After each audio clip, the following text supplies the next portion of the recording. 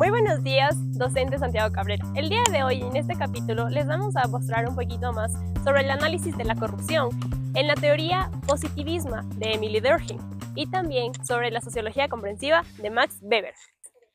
Para primero analizar qué es la corrupción, la palabra corrupción proviene etimológicamente del latín corruptio, cuyo significado es acción y efecto de arruinar, destruir, devastar o pervertir el estado natural de las cosas. El fenómeno de la corrupción puede definirse técnicamente desde varios enfoques. Las conceptualizaciones sociopolíticas, económicas y también pueden estudiarse desde el ámbito jurídico. La corrupción consiste en el abuso de un poder para un beneficio privado, o bien también se podría decir que la mayor corrupción consiste en un abuso de un poder público para beneficios privados. Desde el sistema jurídico, la definición de corrupción es un poco más compleja de delimitar debido a su versátil sustancia. De hecho, los instrumentos jurídicos internacionales que se encargan de ella no dan una definición como género, sino tan solo de modo tópico, haciendo referencia a los casos de corrupción que pueden aparecer tanto en el sistema público como en el privado. Como ejemplo, tenemos la Convención en contra de la Corrupción de las Naciones Unidas, que recoge como actos de corrupción la desviación de fondos públicos, el soborno a funcionarios nacionales, extranjeros y de organizaciones políticas internacionales, el tráfico de influencias, la especulación, entre otros más.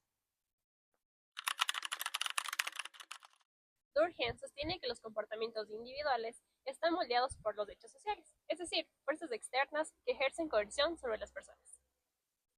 Desde esta visión ampliada, se determina que la corrupción es un hecho social patológico que deriva de defectos normativos y de fallas en el sistema. Es decir, la corrupción se determina como un hecho social.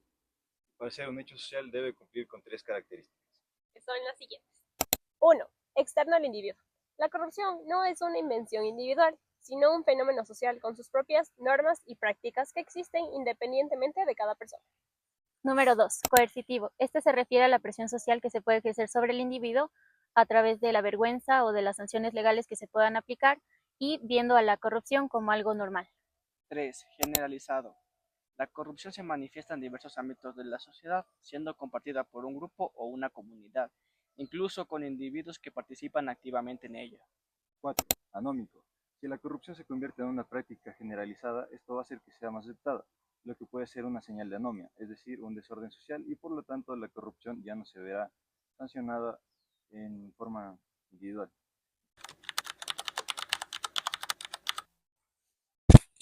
Sociedad normal.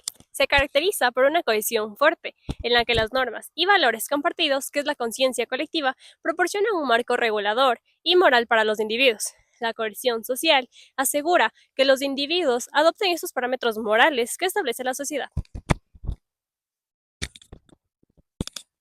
Anomia. Esto se produce cuando los vínculos sociales se debilitan y también cuando las normas dejan de ser efectivas entre los individuos. Esto provoca un sentimiento de fragmentación y de incertidumbre. Corrupción como fenómeno anómico. La corrupción es un síntoma de esta falta de regulación y cohesión. La anomia puede generar un ambiente donde las conductas desviadas puedan prosperar porque la coerción social y la presión de las normas se han debilitado. Según la versión de Durkheim, el crimen, incluida la corrupción, puede ser considerado como un fenómeno normal desde el punto de vista sociológico, ya que al momento de delinquir, el individuo debe enfrentar la reprobación social y esto ayuda a redefinir y afirmar los valores sociales y morales y también de lo que la sociedad considera aceptable. Pero, si la corrupción y el crimen en general se vuelve más generalizado, esto representa un problema anómico que debe ser abordado. Los hechos sociales como cosas. La corrupción para Durkheim no debe ser analizada a un nivel psicológico individual. En cambio, debe ser tratada como un objeto de estudio subjetivo, medible y observable, similar al de las ciencias naturales. Exterioridad y coerción. La corrupción es un hecho social porque existe fuera de las conciencias individuales y ejerce una fuerza coercitiva sobre ellas. Por ejemplo, las redes de corrupción no son creadas por un solo individuo. Estas se crean mediante la interacción social y las instituciones. Explicado desde lo social. La causa de la corrupción debe ser explicada desde otros hechos sociales, no desde la psicología de los individuos que participan en ella. Un ejemplo durkheimiano podría analizar cómo la falta de un sistema moral fuerte contribuye a la creación de la corrupción. Rechazo del sentido común. Para un análisis sociológico objetivo, se debe descartar el sentido común y los prejuicios. La corrupción no solo es una cuestión de malas personas o voluntad perversa, sino que se trata de un fenómeno social que tiene causas y efectos y además puede ser identificado y medido. El uso de métodos cuantitativos.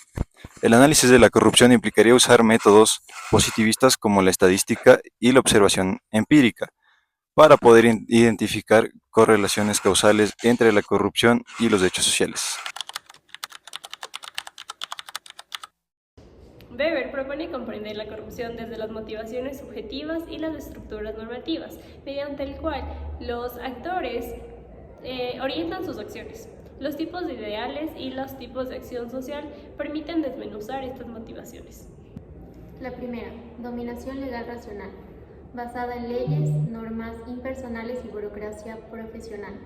Si se debilita, la corrupción prolifera porque los funcionarios no actúan según reglas, sino sus intereses personales. Dominación tradicional, basada en costumbres y lealtades personales, favorece el clientelismo, favoritismo y prebendas personales. La corrupción es vista como normal. La dominación carismática. Esta dominación se basa en líderes con fuerte autoridad personal. Pueden justificar sus acciones como misiones personales o causas superiores. Weber afirmaría que la corrupción crece si el Estado oscila entre una dominación tradicional y carismática sin llegar a establecer una burocracia racional legal. Acción social y sentido subjetivo. La acción social se define como una conducta humana, que puede ser un acto o una omisión, que está relacionada con el comportamiento de otros, ya sean presentes o esperados. Sentido subjetivo. Para Weber, toda acción social está asociada a un sentido subjetivo que el actor le atribuye. La sociología debe interpretar este sentido para entender la acción. Análisis a un caso de corrupción. Análisis del sentido. La corrupción no se entendería solo como un acto ilegal, sino también como una acción social con un sentido subjetivo detrás. Se debe interpretar la motivación del individuo. Y como segunda parte, tipos de acción social. La corrupción podría clasificarse en diferentes tipos según Weber. Acción racional con fines individuales. Es el tipo más probable para el acto corrupto porque es donde el individuo busca un fin específico. Puede ser económico y este utiliza los medios más efectivos para poder lograrlo. También tenemos la acción racional de acuerdo a valores. Menos probable en la corrupción y se orienta por la creencia en un valor. Por ejemplo, puede ser el honor. Pero la corrupción es intrínsecamente opuesta a ciertos valores. Acción afectiva. Podría aplicarse si la corrupción se basa en emociones como la lealtad o el resentimiento, pero esta no es la causa principal. Acción tradicional. Si la corrupción se considera una práctica habitual y aceptada en un contexto determinado, puede ser vista como una acción tradicional. Un ejemplo de esto puede ser en el Estado. Las personas que llegan al poder realmente lo ven el acto corrupto como normal, porque se dan cuenta que está muy normalizado en ese ámbito.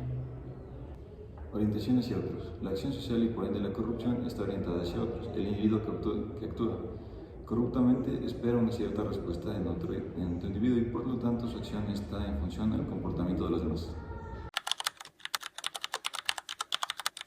Con arreglo a fines. Se basa en una evaluación racional de los medios para poder alcanzar un fin determinado.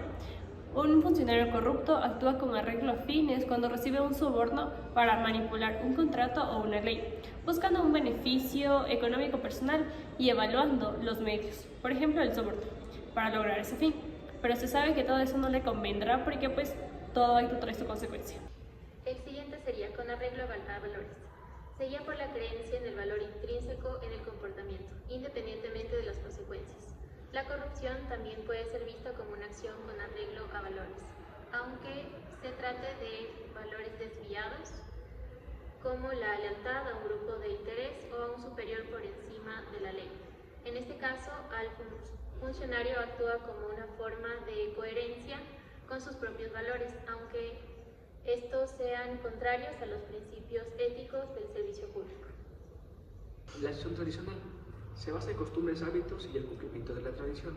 La corrupción puede rasgarse como una práctica tradicional de una institución o región, donde el soborno se ha vuelto una costumbre y la acción se ejecuta de manera rutinaria, sin un análisis de los fines o valores en juego. Se nota como, por ejemplo, cuando una persona fue criada por distintas tradiciones y una cultura en la que no se ve bien ese tipo de actos y por ende no lo hace. La acción afectiva. Esta acción está impulsada por los sentimientos y emociones, principalmente guiados por miedo, afección, lealtad, ambición hacia un funcionario público. Y esto puede hacer que un individuo cometa o no actos de corrupción, a pesar de que vaya en contra de sus intereses racionales o morales. Un ejemplo de esto puede ser cuando un funcionario público no comete corrupción por miedo a las consecuencias que tenga. Bueno, para poder concluir estos capítulos sobre la corrupción, hemos llegado a la conclusión, y al menos desde mi parte, que la corrupción no es un hecho social individual, se podría decir, sino más bien son conductas en las que es adaptada de la sociedad, es decir, que los individuos se adaptan a este tipo de actos y es lo que hace cambiar sus valores éticos y morales. Vimos también cómo si es que el sistema falla y no tenemos un sistema moral fuerte, puede existir la corrupción, por lo que la invitación sería, como una conclusión principal, a mantener sistemas fuertes, a tener creencias fuertes y también a sentirnos en comunidad, sentirnos escuchados y sentir que las leyes nos respaldan para evitar este tipo de casos de corrupción. Se podría decir que la corrupción es un hecho social porque se maneja en comunidad. La corrupción no es como decir un hecho aislado, sino que se mantiene en la comunidad, ya que algunas personas la toman como costumbre y las aplican en el Estado.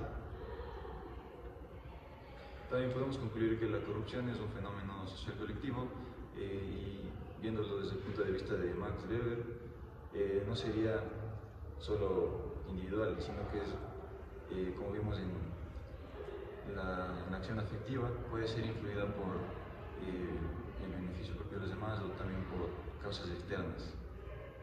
Y esto ha sido todo por nuestro podcast sobre la corrupción analizada desde el punto de vista de las teorías de Durkheim y Max Weber. Muchas gracias. Gracias.